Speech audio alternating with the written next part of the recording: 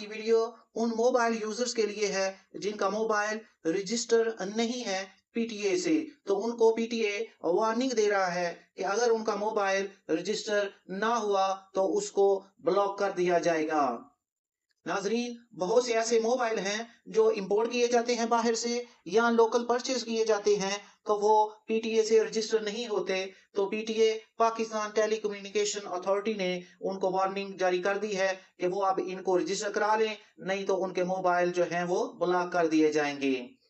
ناظرین، اس خبر کی تمام تفصیل جاننے کے لیے ہمارے ساتھ بنے رہیں اس ویڈیو کے اینڈ تک تاکہ آپ کسی بھی قسم کی پریشانی سے بچ سکے۔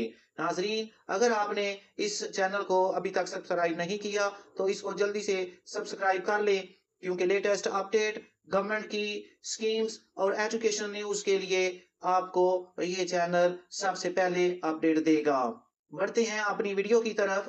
PTA to block all non-registered mobile devices in Pakistan, users warned of strict action۔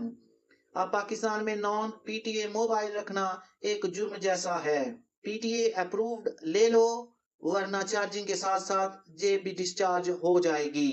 PTA to block all non-registered mobile devices in Pakistan, users warned of strict action۔ The Pakistan Telecommunication Authority